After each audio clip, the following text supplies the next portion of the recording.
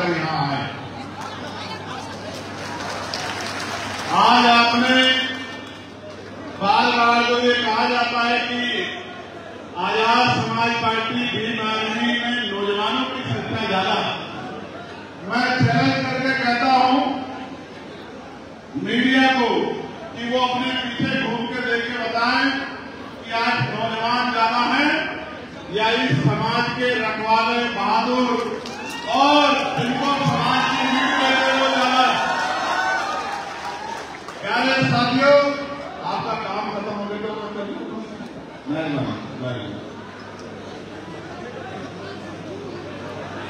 आपको अगले 1 घंटे अपने बल को स्थापित करने के लिए धरती पे आना पड़ेगा, जमीन पर बैठना पड़ेगा। और जिसको तो नहीं बैठ सकता वो रास्ते से उस रास्ते से बाहर जाकर सुन लो, लेकिन जो पीछे लोग बैठे हैं उनको परेशान मत करो। जो नहीं बैठ पाए वो उस रास्ते के बाहर जाके सपोर्ट में जाके सुन लो, मेरी आवाज वहीं तक जाएगी। पता नहीं पता मेरी आवाज वहीं तक जाएगी।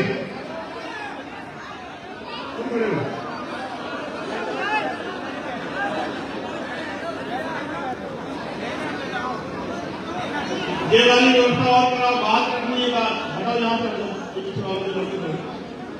ये भी हट जाओ, वॉलेंटियर बैठ जाओ।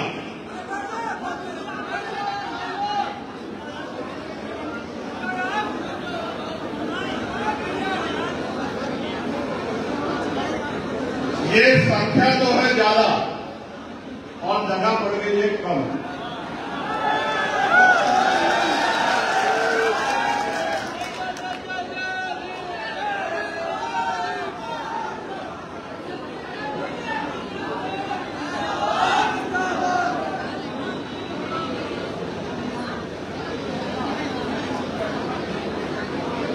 जब तक नहीं बैठोगे तब तक बात नहीं रखी जाएगी।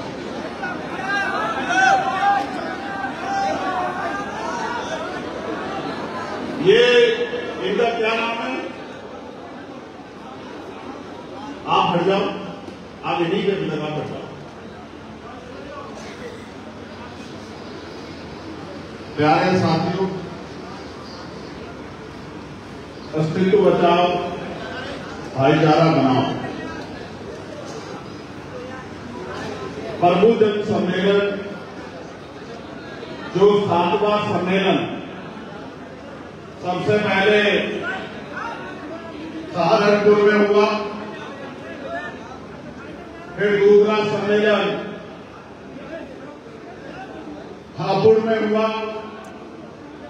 तीसरा सम्मेलन गाजीपुर में हुआ, चौथा सम्मेलन आगरा में हुआ, 5वां सम्मेलन, और सम्मेलन नहीं कहिए, ब्लास्ट कहिए, ब्लास्ट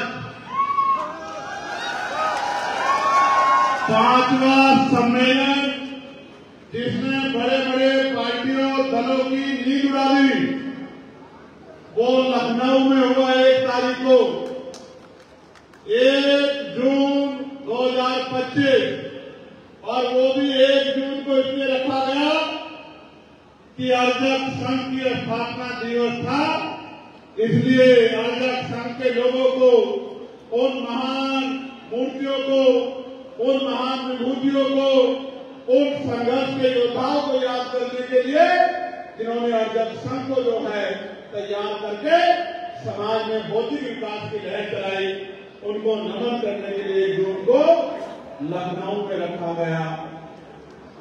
फिर 6वां सम्मेलन झांसी में रखा गया,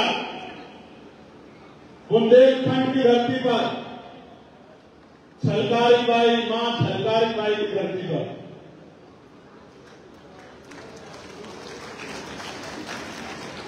सर्वश्रेष्ठ विद्रोहियों में से एक मां पूनम देवी की धरती पर। वो सम्मेलन नहीं था, वो सिर्फ सम्मेलन नहीं था। शिक्षा के जनक परमानंद लोधी जी की धरती पर वो सम्मेलन नहीं था, वो क्रांति का बिगुल था। और आज कानपुर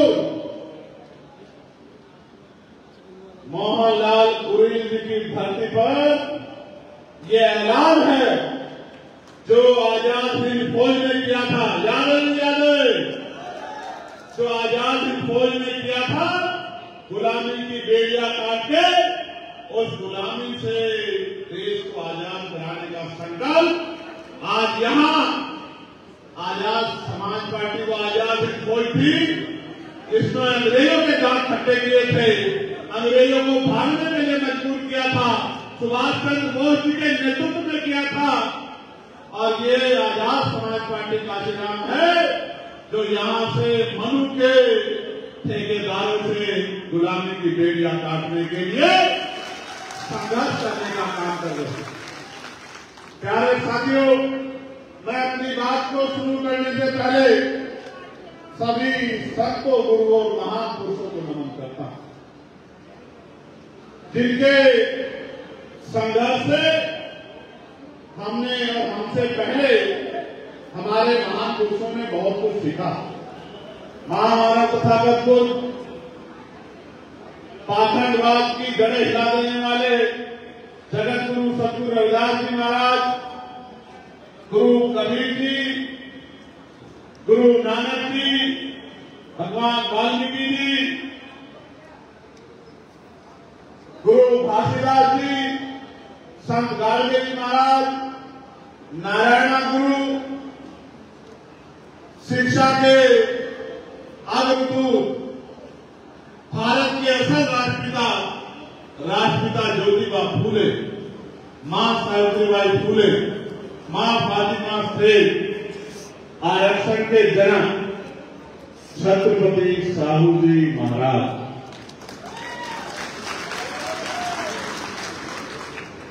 करोड़ों शोषितों, वंचितों, महिलाओं, किसानों, नौजवानों के उस समय भी और आज के भी आदर्श नेता विश्व संत डॉक्टर बाबा साहब अम्बेडकर और जब संघ की स्थापना करने वाले महामना रामसु वर्मा, चौधरी महाराज सिंह भारती, बाबू जगदेव प्रसाद कुशवाहा, जननायक कपूरी ठाकुर, पेरियार मलय यादव, ईवी पेरियार रामानायकर स्वामी,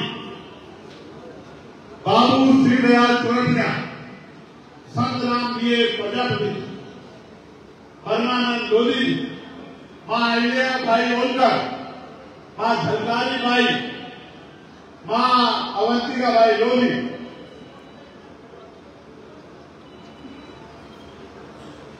जननायक कपूरी ठाकुर, मान्यवर दीना भाना वाल्मीकि और मान्यवर साहब श्री काशीराम के चरणों में भी अपना नमन करता हूं, उनको वंदन करता हूं।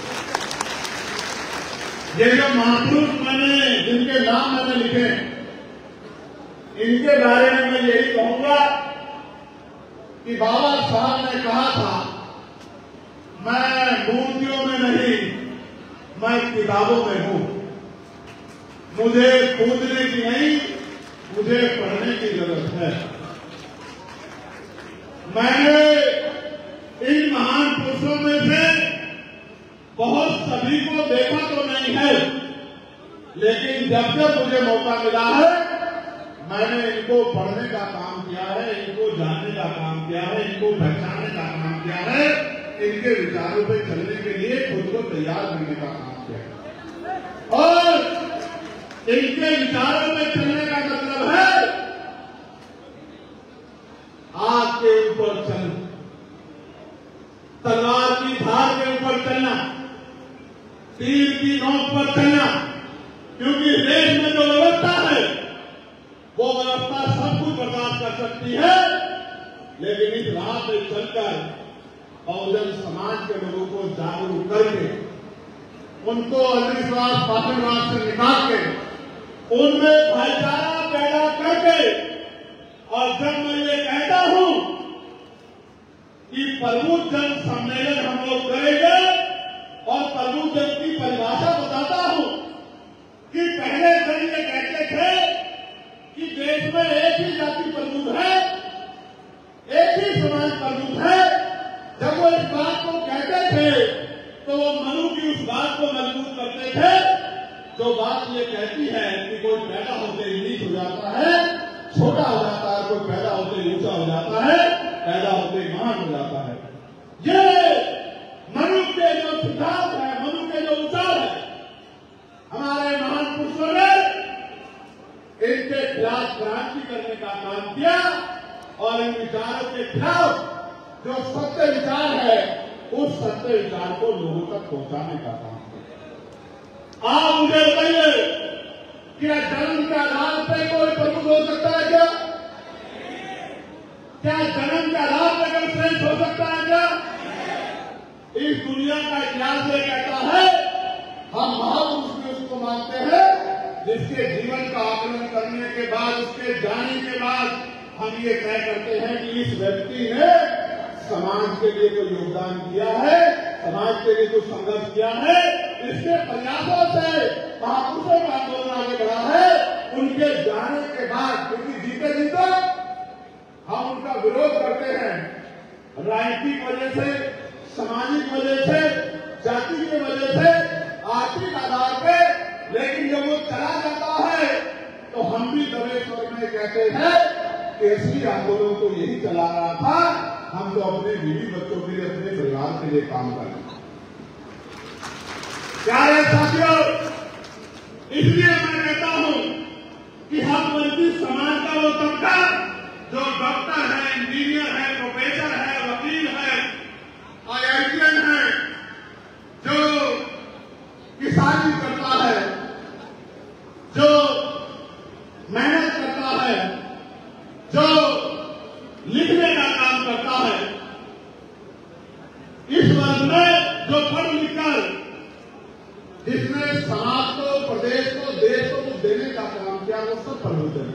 क्या ये बात मैं गलत कहता हूं? जोर से बताइए, क्या ये बात गलत कहता हूं? मैं आपको बताना चाहता हूं, अभी मैं दुबई गया था 2 दिन के लिए। जब मैं दुबई गया तो मैंने वहां बड़े बड़े बिल्डिंग देखे। एक वहां बड़ी बिल्डिंग है जिसका नाम है बुर्ज खलीफा। बादल उससे नीचे है, वो बादल से ऊपर है। लगभग 165 मंजिला वो इमारत है। देख के लगता है कि आसमान को छू रही है, लेकिन मैं आपको बताना चाहता हूं, वहां से 17-18 में गणना हुई थी तो 35 लाख लोग वहां इस भारत से गए हुए वो लोग थे जो वहां मजदूरी करके उन बिल्डिंगों को बनाने का काम। ये वो लोग हैं जो उस बिल्डिंगों में जिनका खून लगता है, पसीना लगता है, इनकी हड्डियां लगती है, जिनके संघर्ष से वो बड़ी बड़ी बिल्डिंगें बनती है, उनकी मिट्टी में, उनकी बुनियाद में किसका खून शामिल है इसको कोई नहीं जानता। लोगों को लगता है देश हवा में मर गया। लोगों को ये नहीं पता इस देश को बनाने के लिए देश के हक वंचित समाज ने, कमजोर समाज ने अपनी पीठ तोड़वा ली है, अपने कंधे तोड़वा लिए हैं, अपने घुटने खत्म करवा लिए हैं और पसीना और खून लगा के इस देश को आगे बढ़ाने का काम किया है।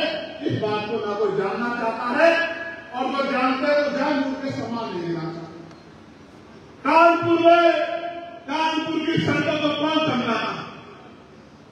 जो कहा जाता है कि इंदौर सबसे सुंदर है, इंदौर सबसे स्वच्छ है, उस इंदौर को स्वच्छ कौन बनाता?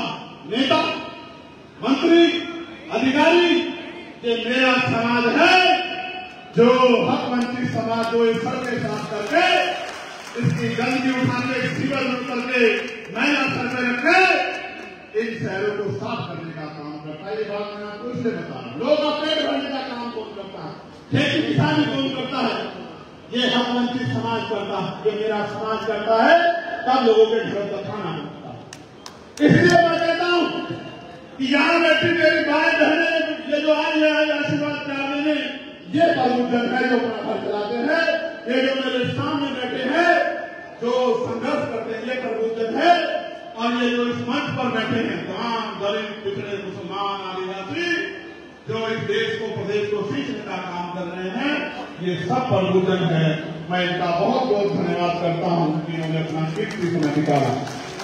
प्यारे साथियों, इस मंच पर हमारे प्रदेश अध्यक्ष भाई सुनील सितौर जी, प्रदेश उपाध्यक्ष पीताम्बर प्रजापति जी, भाई सौरभ किशोर जी, इस मंडल के मुख्य मंडल प्रभारी राम गोपाल जी, भीम आर्मी के प्रदेश सह संयोजक भाई कौशल वाल्मीकि जी, मंडल प्रभारी मेरे छोटे भाई जयेंद्र कबीर जी, प्रदेश संगठन मंत्री श्री प्रकाश विश्वकर्मा जी, चांद बागमारे जी, बलवीर सिंह जाटव जी, प्रदीप निगम जी, रविंद्र पाल सिंह जी, जावेद वासी जी, छविराम जाटव जी, अभिषेक जाटव जी, हर्ष चौधरी जी, अमन जाटव जी, प्रोफेसर देवेंद्र सिंह जी जो मिशन 78 में है, भारत भूषण जी जिलाध्यक्ष कानपुर नगर, प्रदीप संगवार जी जिलाध्यक्ष कानपुर देहात, रविंद्र गौतम जी जिलाध्यक्ष औरैया,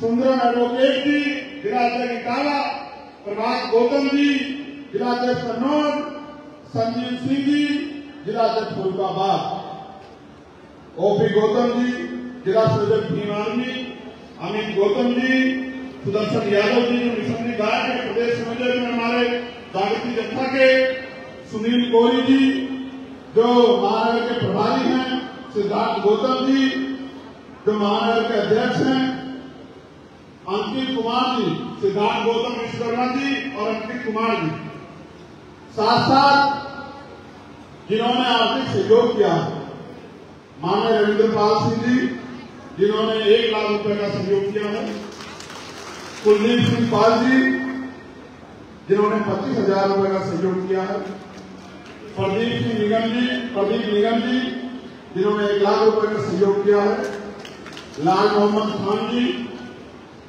जिन्होंने 25,000 रुपए का सहयोग किया, प्रोफेसर देवेंद्र जी जिन्होंने 25,000 रुपए का सहयोग किया है, डॉक्टर संजीव जी जिन्होंने 25,000 रुपए का सहयोग किया है, कैप्टन कप्तान सिंह जी जिन्होंने 30,000 रुपए का सहयोग किया है, हमारे ब्रिजेश कटियार जी जिन्होंने अर्जक संघ की तरफ से 50,000 रुपए का सहयोग किया है, हमारे भीम आर्मी के साथी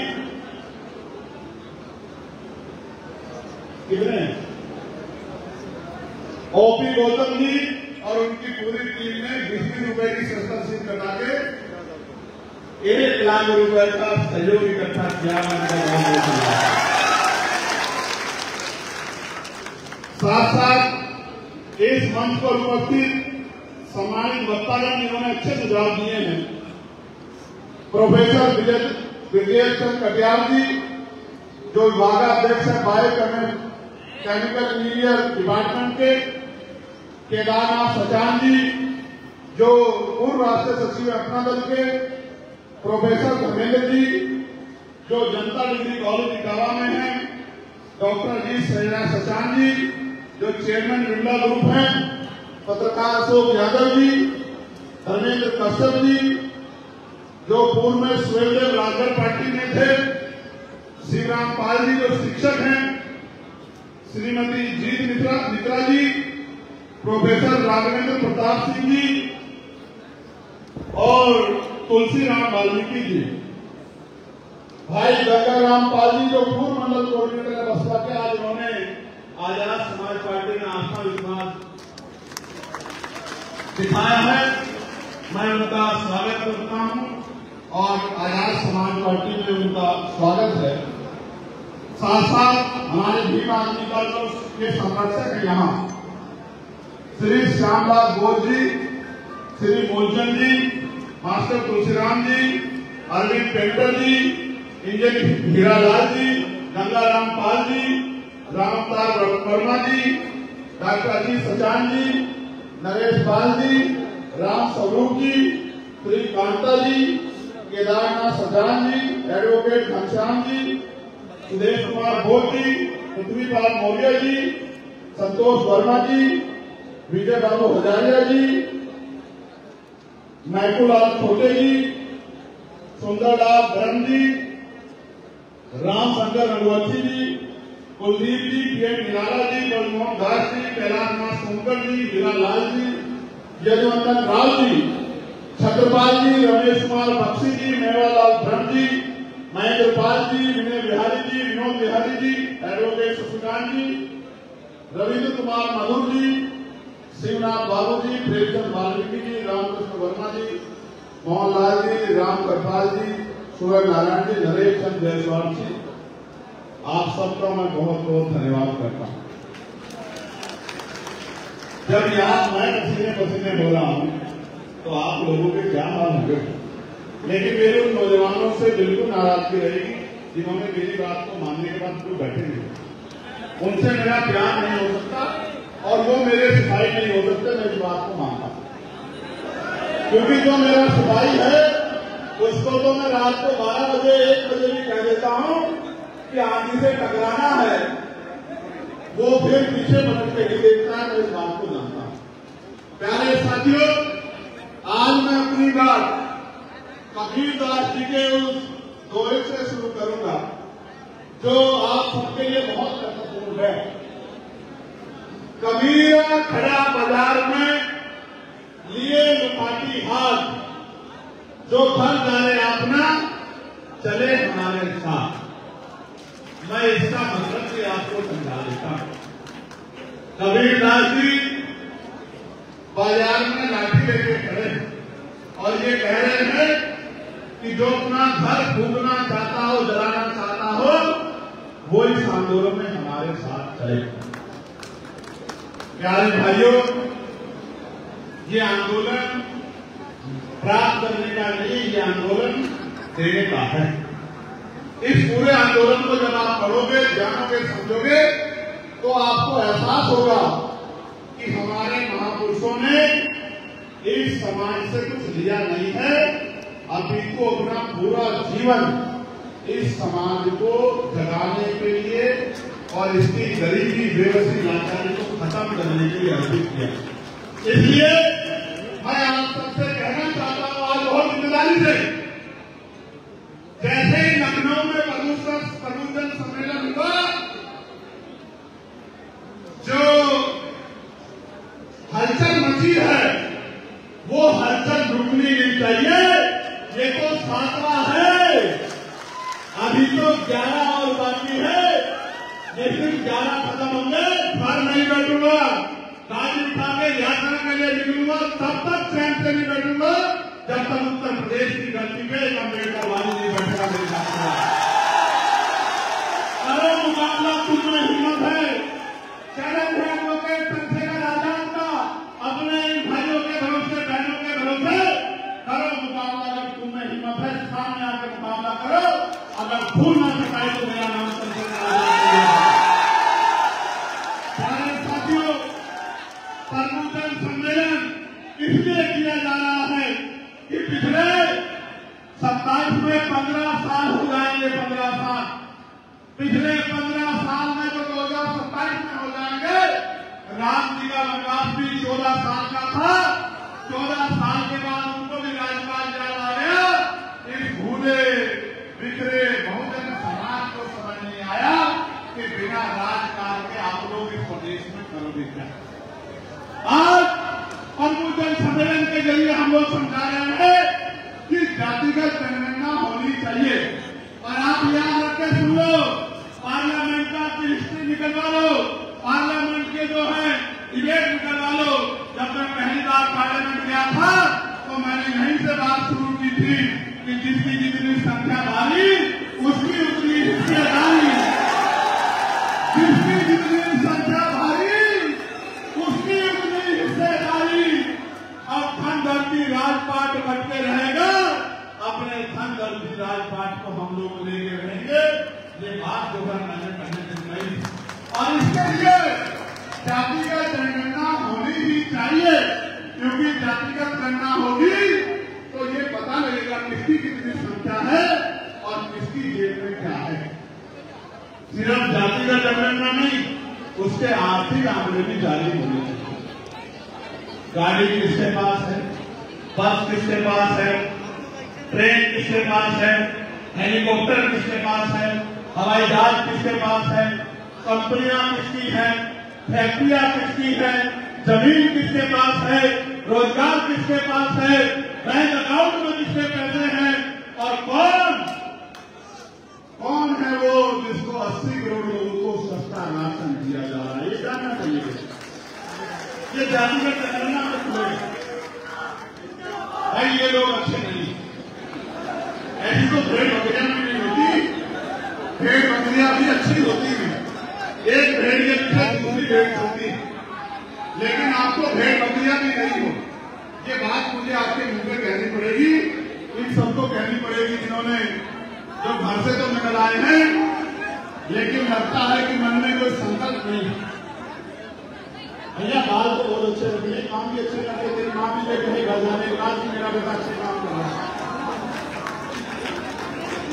ये एक मीडिया के साथियों ने भी तो पूरा बवाल काट दिया ना एक ही लाइन में। अब आप लोग कहीं बोलते हो, रिकॉर्ड कर रहे हो, ये रिकॉर्ड के बीच में तुम मीडिया कहाँ बन रहे हो भाई, कहाँ बन रहे हो मीडिया बैठने के लिए, क्यों डिस्टर्ब कर रहे हो?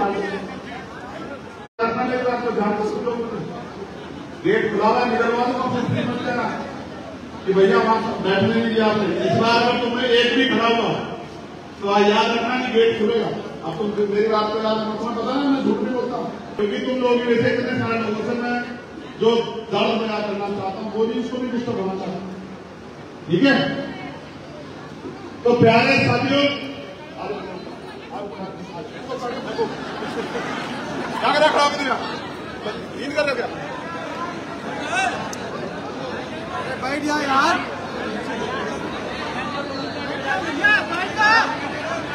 ये अनुशासन बनाने के लिए क्या थोड़ा सा कम लेना पड़ेगा।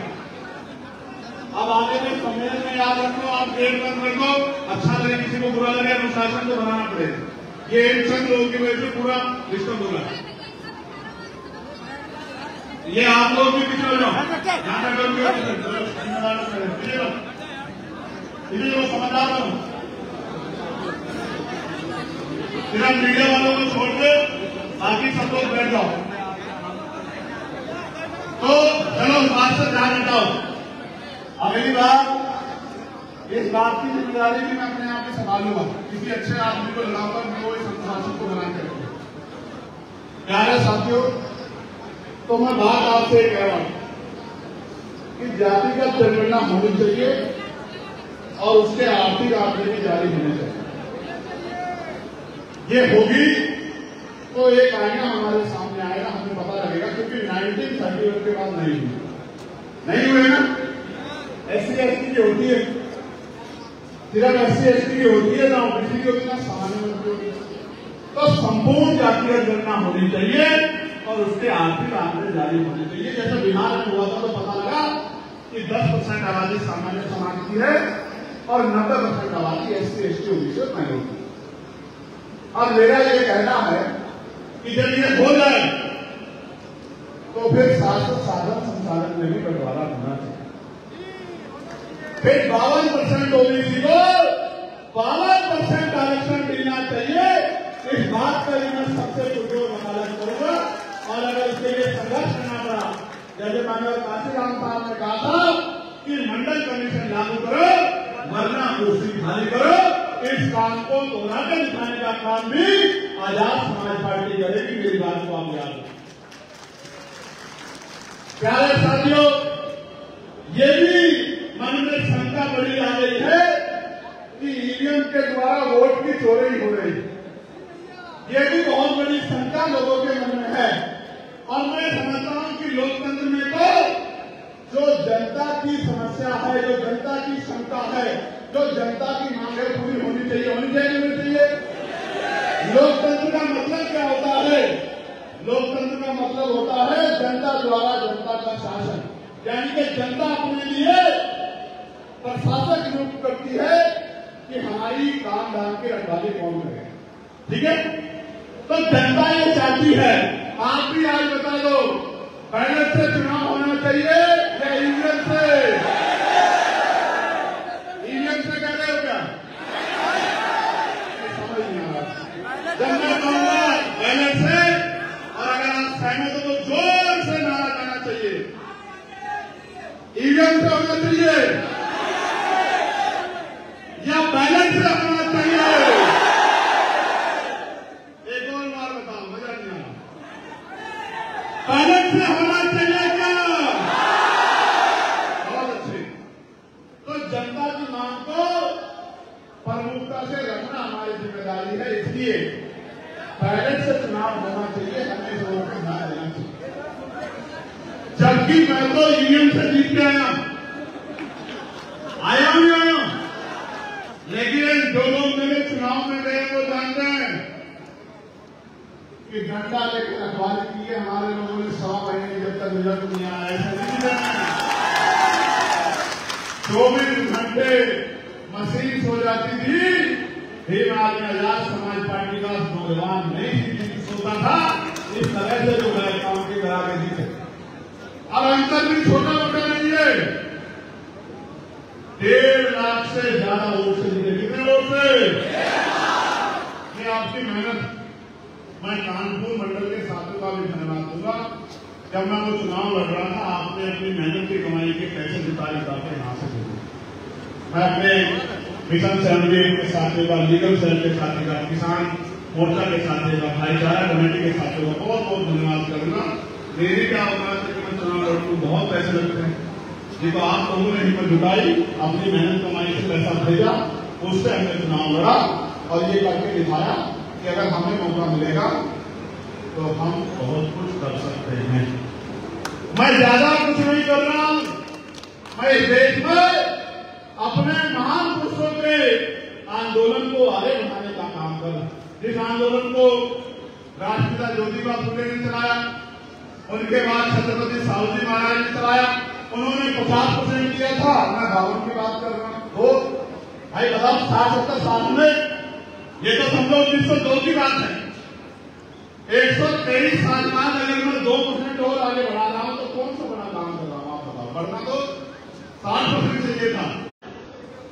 और शेड्यूल कास्ट में चमार, वाल्मीकि, पासी, धोबी और जायसवाल को, तमाम लोगों को, इनके बच्चों को कौन आगे बढ़ने देगा? इसलिए मैं मानता हूं, क्योंकि अभी सामाजिकता नहीं आई है, अभी समाज, देश पूर्ण रूप से जो है नैतिक नहीं हुआ है कि आपके हक को आपको दे दे। आपको तो लड़के लेना पड़ेगा अभी भी। इसलिए कह रहा, इसलिए मैंने पार्लियामेंट में प्राइवेट मेंबर बिल लाके कहा कि निजी क्षेत्रों में भी SC, ST, OBC के लोगों को आरक्षण का लाभ मिलना चाहिए। बताओ, मिलना चाहिए, मिलना चाहिए? जोर से बताओ। माँ भी तभी दूध पिलाती है जब बच्चा तलवार मार के रोता। आप घर में चुपचाप बैठे हो तो लोगों को लगता है इनको कुछ चाहिए भाई नहीं, समझे? इसलिए जागरूक करने निकला हूं कि जाग जाओ, इकट्ठे हो जाओ, अपने हक ले लो, वरना वो दिन दूर नहीं कि आजादी से अपने बात रखने की आजादी भी देश में खत्म हो जाएगी। मैं आपको उदाहरण बताता हूं, इतना बैकलॉग है। आज ही मैंने रिपोर्ट पढ़ी, मैं एयरपोर्ट पे था, एक इतना बड़ा विमान हादसा हुआ, 300 के लगभग लोगों की जान चली गई। और आज की मैं रिपोर्ट कर रहा था कि 53% बैकलॉग है, 53% नियुक्तियां खाली पड़ी हुई है। लेकिन सरकार को नहीं समझ में आता कि 53% नियुक्तियां भरनी है। आप समझो, 2 आदमी का काम 1 आदमी से ले रहे, इसलिए कई बार नुकसान उठाना पड़ रहा। तो ये मांग भी हमने प्रबुद्धन सम्मेलन के जरिए अपने लोगों तक पहुंचाने का काम किया।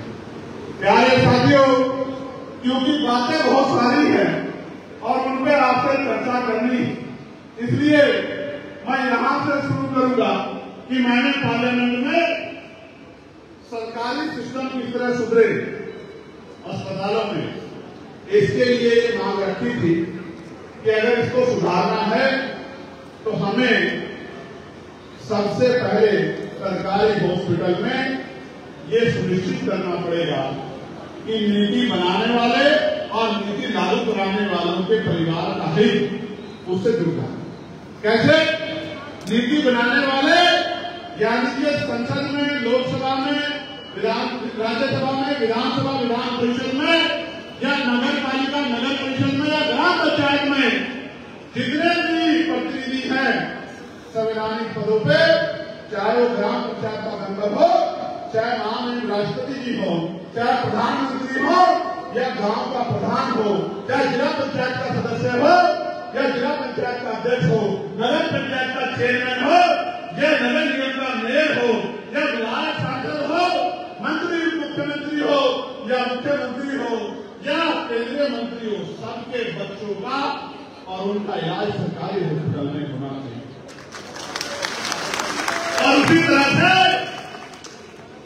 जितने अधिकारी कर्मचारी हैं, चाहे हमारे केंद्रीय सचिवालय के अधिकारी हो या ग्राम पंचायत में सबसे जो छोटी इकाई है वहां सेक्रेटरी, जिसको हम सचिव कहते हैं, वो चाहे कानून हो, तहसीलदार हो, नायाब हो, एसडीएम हो, एडीएम हो, डीएम हो, कमिश्नर हो, या अपर सचिव हो, मुख्य सचिव हो, प्रमुख सचिव हो, जितने भी पद हैं, चाहे पुलिस के हमारे सिपाही हो, चाहे मास्टर हो, डॉक्टर हो, सबके बच्चों का इलाज बीमार होने पर उनका इलाज सरकारी अस्पताल में होना चाहिए। और जो डॉक्टर का इलाज कर रहा है उसके बच्चों का इलाज भी, उसका इलाज भी सरकारी अस्पताल में होना। आप देखना जिस दिन ये पॉलिसी लागू हो जाएगी, ऐतिहासिक क्रांति हो जाएगी, शानदार बिल्डिंग होगी, सारी सुविधाएं होंगी, पूरे डॉक्टर होंगे, स्टाफ की कमी नहीं होगी, अनगिनत काउंटर होंगे, दवाइयां भी वहां मिलेगी, टेस्ट भी वहां होंगे, जेब भी नहीं कटेगी और जान भी नहीं जाएगी। मेरी बात को याद रखना, जान भी बचेगी और समाज भी बचेगा और जेब भी नहीं कटेगी, क्योंकि मानव जीवन सबसे अनमोल है, इसकी रक्षा होनी चाहिए। मैंने अपने पिता को अपने पैसे की कमी के कारण किसी और के पिता की, किसी बहन की, किसी भाई की, किसी के पति की, किसी की मां की, किसी के बच्चों की जान ना जाए, इसका फैसला हमें करना पड़ेगा, वरना वो दिन दूर में ही कि क्षेत्र नगीना में, बिजनौर में मुझे जान के बड़ी तकलीफ हुई। मैंने अधिकारियों को बहुत फटकार लगाई कि डायलिसिस चल रहा था, एक मुस्लिम भाई 26 साल का डायलिसिस चल रहा था, लाइट चली गई, जनरेटर में तेल नहीं था, उसकी तरफ तरफ से जान चली गई डॉक्टरों की लापरवाही की वजह से। आप समझिए, जिस अस्पताल में, सरकारी अस्पताल में जनरेटर नहीं है, जनरेटर में तेल नहीं है, आप समझिए कितना बड़ा भ्रष्टाचार हो। इसलिए ये पहली घटना नहीं है, इससे पहले भी गोरखपुर में बहुत जगह पे इलाज की कमी के कारण, ऑक्सीजन की कमी के कारण बहुत सारे लोग की जान गए, बहुत सारे बच्चों की जान गई। दूसरा, एक क्रांति और करनी है, सरकारी स्कूलों की हालत बदलनी। और आपने देखा ये सरकार तो सरकारी स्कूल बंद कर रही है, 22,000 है, 22,000 सरकारी स्कूल बंद करने का काम ये उत्तर प्रदेश की सरकार कर रही है। आप मुझे बताओ, कटियार साहब प्रोफेसर हैं, सरकारी स्कूल में किसके बच्चे पढ़ते हैं बताओ? अमीरों के या गरीबों के? ईमानदारी से बताओ। गरीबों के, किसानों के, मजदूरों के भविष्य बदलता है स्कूल से। मैं प्राइवेट स्कूल में पढ़ के आया हूं, मैं सरकारी स्कूल में पढ़ा था, मैंने ग्रेजुएशन सरकारी स्कूल में की है। तो मेरे जैसा आदमी सरकारी स्कूल से पढ़ के वकील बन सकता है, लोकसभा का सांसद बन सकता है। उन सरकारी स्कूलों को एक योजना के तहत बंद किया जा रहा है कि सरकारी स्कूल बंद हो और प्राइवेट स्कूल वालों की हो जाए, सरकार को डोनेशन मिले और गरीबों के बच्चों का भविष्य खराब हो जाए। किसान का बेटा किसान बने और मजदूर का बेटा मजदूरी बने, मजदूर का बेटा वकील, डॉक्टर, इंजीनियर, IAS ना बने। ये सोची सपनी साजिश है, हमें समझना पड़ेगा। इसलिए मैंने पार्लियामेंट में कहा कि भाई एजुकेशन पॉलिसी अच्छी होनी चाहिए। सबके पास समस्या है, सब कहते हैं ये समस्या, ये समस्या। मैंने पार्लियामेंट में समस्या का जिक्र नहीं किया, मैंने समाधान का जिक्र किया। उन्होंने कहा कैसे अच्छी करोगे? मैंने कहा अच्छी ऐसे होगी जब नीति बनाने वाला और लागू कराने वाला, यानी कि जो संवैधानिक होगा, जिसका मैंने जिक्र किया था, राष्ट्रपति हो या ग्राम पंचायत के मंडल की संतान, सबको शिक्षा एक समान, सबको शिक्षा एक समान।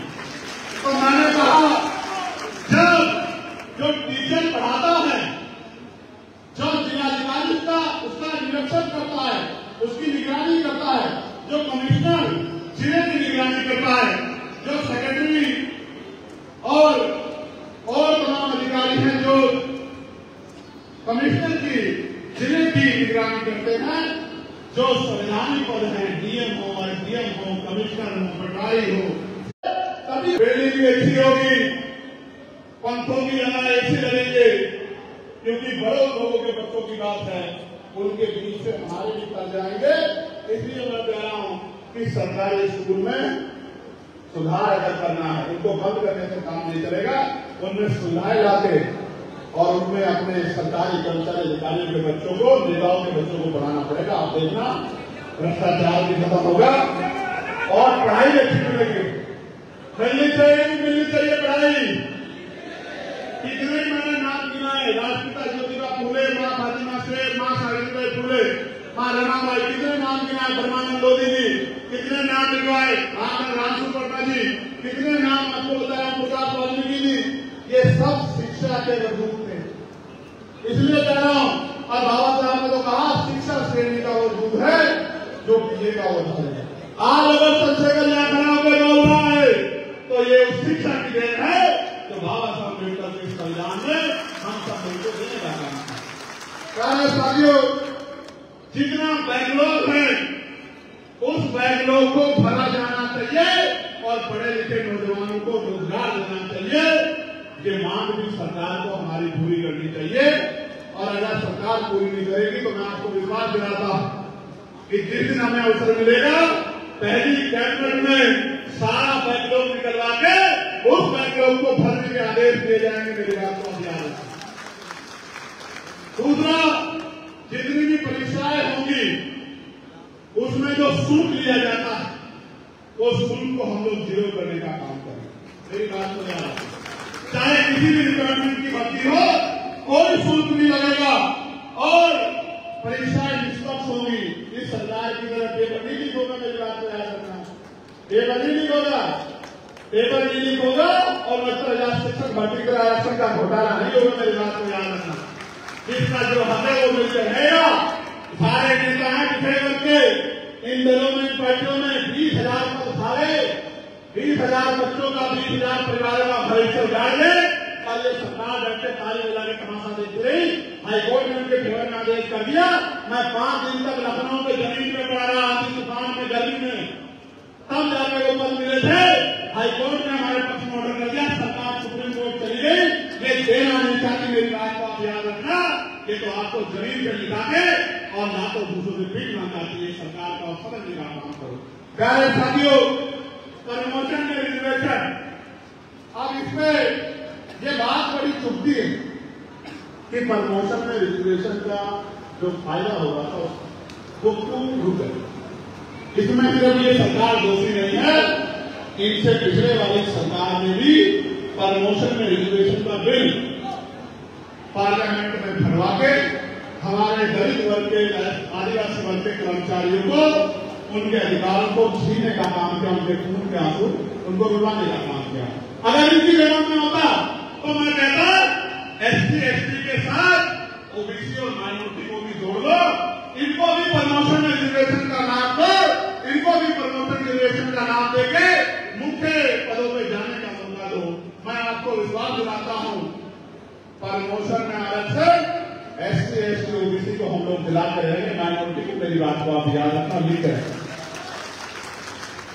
और पुरानी पेंशन को जिस तरह खत्म किया गया, आज हमारे साथ सचान जी हैं। सचान जी जैसे सीनियर लोग पुरानी पेंशन की वजह से हर परिवार में सम्मान का जीवन प्राप्त करते थे। तुलसीराम जी सम्मान का जीवन प्राप्त करते थे, परिवार में दिक्कत होती थी और संघर्ष करने वालों की मदद भी कर पाते थे। लेकिन पुरानी पेंशन खत्म करके इस समाज की रीढ़ तोड़ने का काम कर दिया। तो इसी सरकार ने, जो केंद्र और राज्य में, इसी सरकार ने काम करने का। तो मैं आपको विश्वास दिलाता हूं कि पुरानी पेंशन को लागू कराने के लिए हम लोग पूरा प्रयास करेंगे कि पुरानी पेंशन लागू हो जाए। प्रत्येक गांव में पक्की सड़कें बनाने के लिए, और जो बिजली का बिल है, आप बताओ बिजली विभाग को निजीकरण की भेंट चढ़ा रहे हैं, देखा नहीं देखा, तो सुना नहीं सुना। आज 1 लाख परिवारों को उनकी सरकारी नौकरी छीनने का जो आप सुनना मेरी बात को क्यों कर रहे हैं प्राइवेट, आपको पता है? जानना चाहते हो?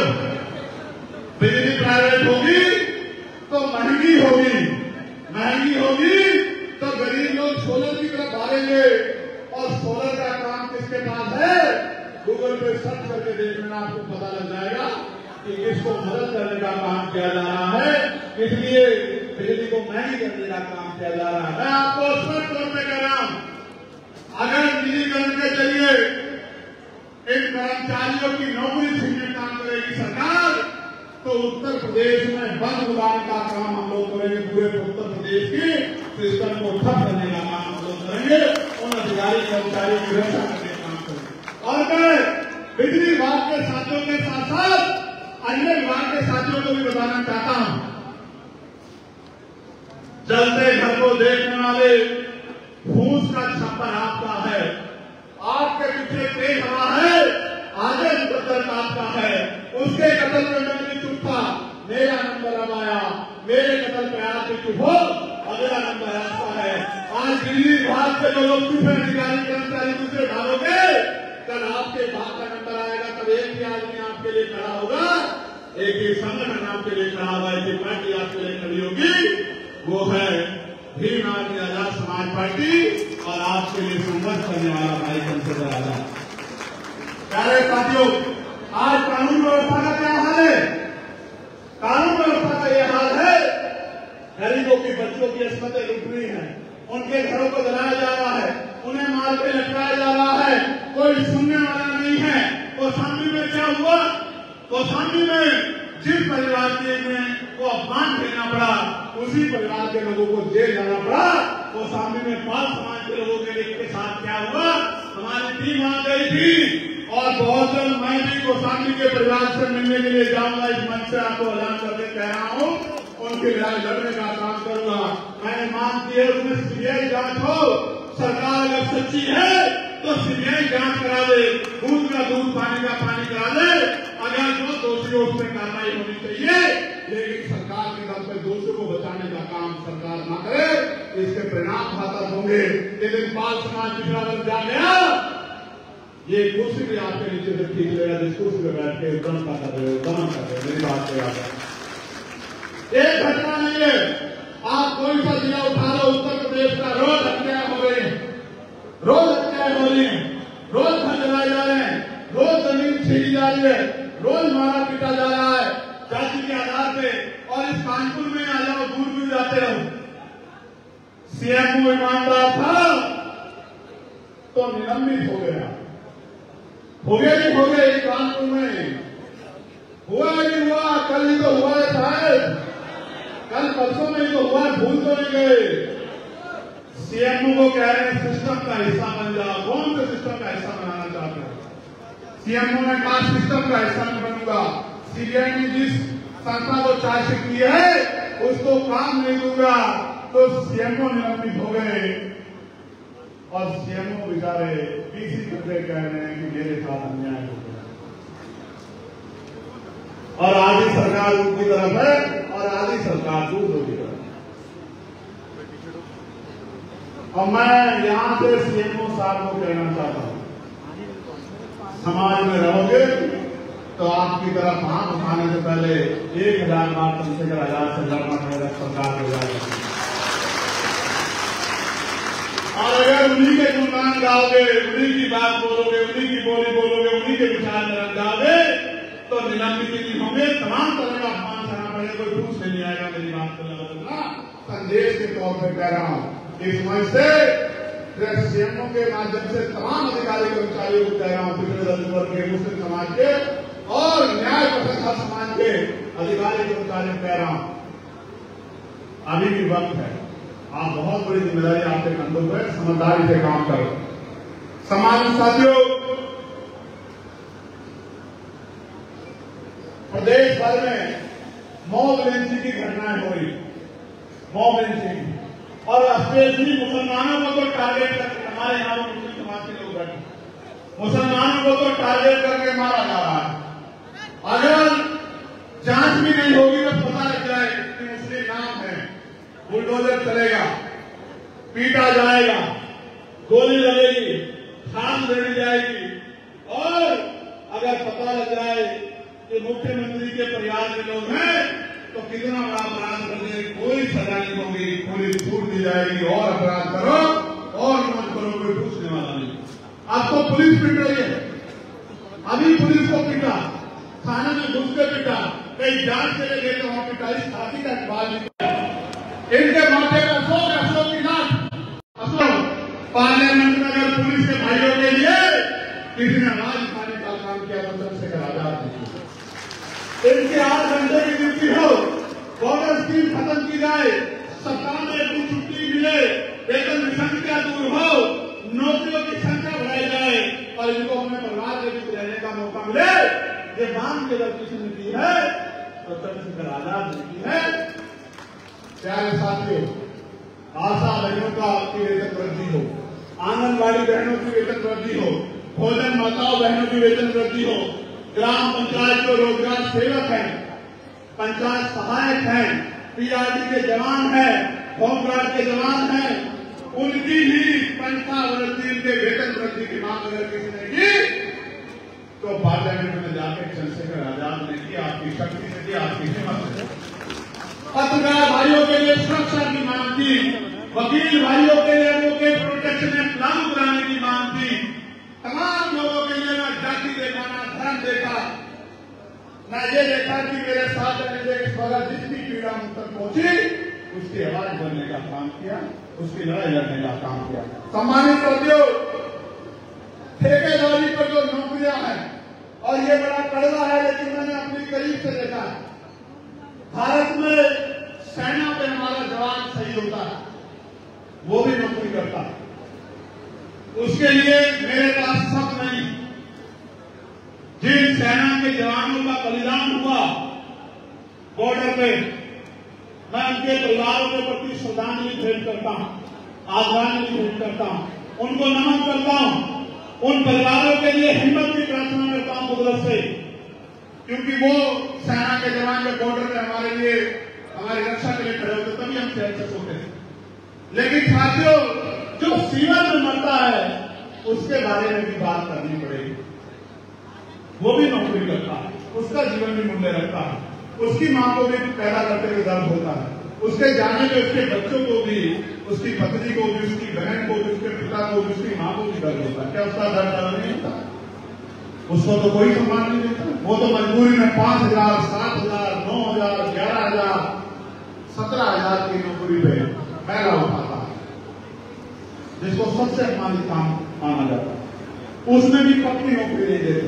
मैं आपको विश्वास दिलाता हूं, एक भी कच्ची नौकरी नहीं रहेगी, सबको पक्की नौकरी देने का काम हम लोग करेंगे। मेरी बात का जितने एम्प्लॉयमेंट में सुविधा रखी गई है, आउटसोर्सिंग रखी गई है, उनको सूचीबद्ध करके योग्यता के आधार पे उनकी नौकरियों को पक्का करने का काम करेंगे। इस बात को मैं आपको विश्वास दिलाता हूं, और ठेकेदारी सुविधा पे अपने लोगों को मरने नहीं देंगे। सीवर में इस बात का भी आपको विश्वास दिलाता हूं, इस ठेकेदारी प्रथा को भी खत्म करेंगे। सम्मानित साथियों, किसानों को उनकी फसल पे एमएसपी की गारंटी हम लोग देंगे कि उनकी फसल सड़े नहीं, उनको नुकसान नहीं।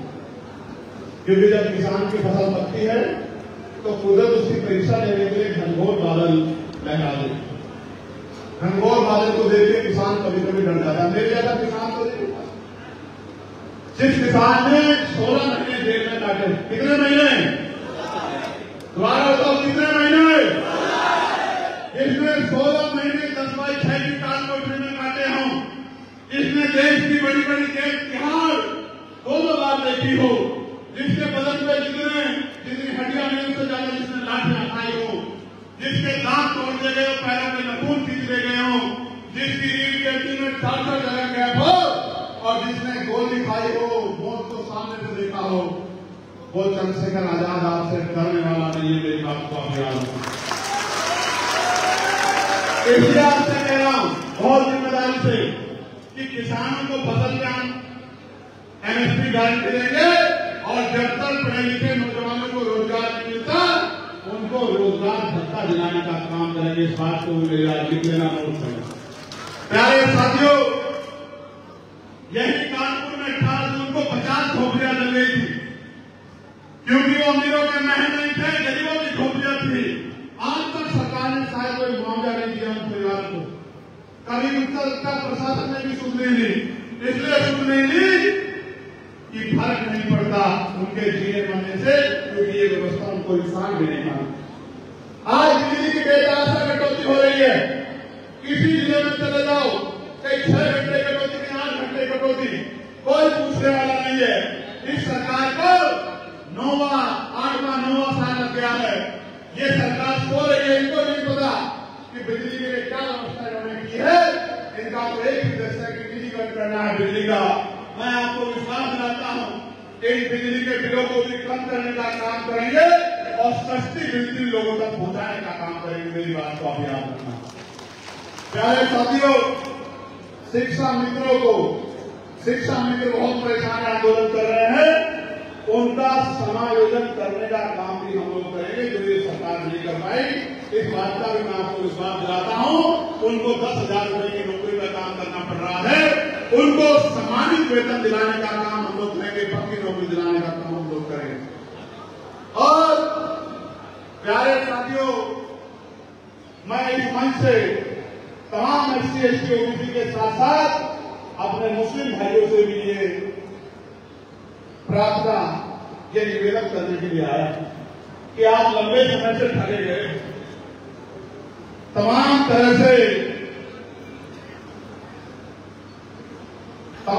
से चुनाव के समय आपको लुभावनी बातें करके आपको ठगने का काम किया जाता। और जब आपके नेताओं पे अन्याय होता है या आपके समाज पर अन्याय को पूछने वाला नहीं होता। पूरे देश भर में जहां भी किसी मुस्लिम भाई का अन्याय हुआ होगा, फिर आदमी के भाइयों ने आगे बढ़कर लड़ाई को लड़ने का काम किया होगा, उनको ताकत देने का काम किया। मैं आपको कहना चाहता हूं, आपने सबको मौका दिया है, एक मौका चंद्रशेखर आजाद को भी आपको देना चाहिए। देना चाहिए बताओ, देना चाहिए कौन हाथ उठाने बताओ, देना चाहिए। एक मौका देने के बाद दोबारा किसी नेता की जरूरत नहीं पड़ेगी। इस बात का मैं आपको विश्वास दिलाता हूं। आपको भी आपके सम्मान और रिश्तेदारी के साथ आगे बढ़ाया जाएगा। जिसकी जितनी संख्या हमारी उसकी उतनी हिस्सा। प्यारे साथियों, शहीद मेजर सलमान खान बस अड्डे पर उनके नाम का बोर्ड जो अभी तक नहीं लगा है, उसको लगवाने के संबंध में एप्लीकेशन आई। मैं इसके लिए अधिकारी से बात करूं, लेकिन अब मैं आपको भी कुछ काम बताना चाहता हूं। पहले आप बताओ, क्या आप मेरी मदद करोगे नहीं करोगे? बताओ, क्या आप इस मूवमेंट को आगे बढ़ाने में मदद करोगे नहीं करोगे? बताओ। ये दोनों हाथ उठाके बताओ। जब एक हाथ उठाएगा उसकी नहीं मानूंगा। जैसे हमारे एक सज्जन ने जो कैब लगाने बैठे एक ही हाथ उठाया, मेरी नजर तो सब पे रहती है, जब दोनों हाथ उठाएंगे तभी मैं मानूंगा। माँ बाप ने दोनों हाथ उठा लिए। अब आप गौर से मेरी बात को सुनो, बहुत शांति से। आप मैं आपसे सबसे महत्वपूर्ण बात देखो भाई, उनके मुकाबले का मीडिया तो हमारे पास नहीं है ना। उनके मुकाबले का धन तो हमारे पास नहीं है, साधन तो हमारे पास नहीं है। उनके मुकाबले की का बहुबल तो हमारे पास नहीं है, तो हमारे पास क्या? जैसे मान्यवर ने कहा था कि हमें अपने छोटे छोटे साधनों से बड़े बड़े कामों को अंजाम देना। और उन्होंने ये भी कहा कि मुर्दा लोग मिशन नहीं चलाते और जिंदा लोग मिशन को रुकने नहीं देते। मैं आज आपको विश्वास दिलाता हूं, जेल में आपकी किसी से नाराजगी हो सकती है, विधानसभा स्तर में आपकी किसी से नाराजगी हो सकती है, प्रदेश स्तर पर मंडल स्तर पर आपकी नाराजगी हो सकती है, लेकिन ये नाराजगी व्यक्तिगत नहीं है, ये आंदोलन वैचारिक है। हमें पीछे नहीं हटना किसी की बातों से, हमें लगातार आगे बढ़ना है और इस कारवा को मंजिल तक पहुंचाना है। और मंजिल तक पहुंचा के उन गरीब माओं के आंसू पूछने हैं, उन गरीब बहनों के आंसू पूछने हैं, उन भूखे पेटों में रोटी पहुंचानी है, उन टूटे छपरों को मकान में बदलना है और उन उदासी वाले चेहरों पर खुशी लानी है, रोशनी। ये काम अकेले हम सब लोग नहीं कर सकते जब तक आपका साथ नहीं देगा। आप जब तक घर से निकल के, क्योंकि जब हम 8 घंटे अपना घर चलाने के लिए मेहनत कर सकते हैं, तो जिन महापुरुषों के कार्य से, संघर्ष से हमें ये स्वाभिमान का जीवन मिला है, उस संविधान की रक्षा के लिए, बाबा साहब अम्बेडकर के आंदोलन को मजबूत करने के लिए, काशीराम साहब के संघर्ष को मजबूत करने के लिए, आर्यक संघ के संघर्ष को पूरा करने के लिए क्या हम 1-2 घंटे भी अपने घर से निकल के काम नहीं कर सकते? आने वाली पीढ़ी हमसे पूछेगी कि जब सब कुछ लूट रहा था, निजीकरण हो रहा था, संविधान पे हमला हो रहा था, सरकारी नौकरियां खत्म हो रही थी, जब हमारे लोगों को मारा पीटा जा रहा था, जब खेती की जमीन लूट रही थी, तब आप लोग क्या कर रहे हैं? क्या जवाब दोगे का सवाल? क्या पीढ़ी आपको पूछेगी? नहीं पूछेगी, जरूर पूछे। क्या जवाब दोगे? क्या देने आए थे? क्या लेकर जाओगे? इसका जवाब आपसे पूछा जाए। जिसके जीवन में कोई लक्ष्य नहीं होता, उसका जीवन, उसका आना जाना व्यर्थ होता। इसलिए मैं आपसे कहता हूं, अगर सच में आपके अंदर जो बातें मैंने बताई उनको पूरा करने की ललक है, चाहत है, तो फिर मेरे साथ घर से निकलो और जिस बस्ती में रहते उस बस्ती में घर घर जाके मेरी बात को पहुंचाओ, आजाद समाज पार्टी के विचारों को पहुंचाओ, महापुरुषों की बात को पहुंचाओ, गली गली प्रचार करो, गली गली में संगठन बनाओ, बूथ का संगठन बनाओ, सेंटर का संगठन बनाओ, भाईचारा कमेटियां बनाओ, विधानसभा कमेटियां बनाओ, जिला कमेटियां बनाओ, प्यार बढ़ाओ, एक दूसरे के दुख सुख के साथी बनाओ, एक दूसरे का हाथ पकड़ो। चीटी चीटी के पीछे चलती है, देखिए देखिए, भेड़ के पीछे चलती है, गधा भी गधे के पीछे चलता है। आप तो इंसान हो, आप तो समझो कि आपके लिए कौन लड़ रहा है, आपको किसके साथ चलना है। भाई मैं संघर्ष तो बहुत कर रहा हूं, आप जानते हो मैं इतना संघर्ष कर रहा हूं कि मैंने अपनी जान को भी दांव पे लगा दिया। मैं गोलियों से भी नहीं डरता, भीड़ में से कहां से गोली चलेगी और मेरा सीना चीर के चले जाएगी, मुझे इस बात की परवाह नहीं। आज एक बार कह रहा था, एक बार इतिहास याद रखेगा। अगर आपने जल्दी साथ दिया तो 27 में इनकलाब ला देंगे, और अगर आप देर से जागे तो थोड़ी सी देर रहेगी, लेकिन संकल्प पक्का है। मर सकते हैं, झुक नहीं सकते, दिख नहीं सकते, रुक नहीं सकते, और जब तक महापुरुषों का कारवा मंदिर तक पहुंचे नहीं तब तक मर भी नहीं सकते। कितनी गोली चला लो, सूरज को धूल फेंक के खराब नहीं किया जाता। मैं फिर आपसे कहता हूं, अगर सच में आप इस आंदोलन से प्यार करते हैं, अगर आप इन नौजवानों के संघर्ष से प्यार करते हैं, अगर आपके दिल में कुछ कर्ज लेने की तमन्ना है, तो इतनी बड़ी संख्या है, हमारी सबसे बड़ी ताकत हमारी संख्या है। अगर दिन में 1 घंटे की काम करोगे तो 27 में और 27 से पहले त्रिस्तरीय पंचायत चुनाव में उत्तर प्रदेश में जब रिजल्ट आएगा, जमीन जमीन पे प्यार प्यार से, धीरे धीरे कचरे की चाल से जो इनकलाब आएगा, उसको देख के अच्छे अच्छों की नींद उड़ जाएगी। मेरी बात को मेरे साथ आप नगीना के लोगों का धन्यवाद दो, दोनों हाथ मांगे, ऐसे दोनों हाथ मांगे नगीना के लोगों का धन्यवाद दो कि उन नगीना के लोगों ने आपके इस भाई को ताकत देने का काम किया, आपको ताकत देने का काम किया, इस आंदोलन को ताकत देने का काम किया। नगीना के लोगों ने ताकत दी तो पार्लियामेंट में जाके मैंने बाबा साहब अम्बेडकर की जयंती पे अवकाश कराने का काम किया, जगत गुरु सतगुरु रविदास जी महाराज की जयंती पे अवकाश कराने का काम किया, और चाहे कोई कर्मचारी उनकी मांग उठाने का काम किया, पुरानी पेंशन की मांग उठाई और सोर्सिंग के खिलाफ आवाज उठाई, लोग के खिलाफ आवाज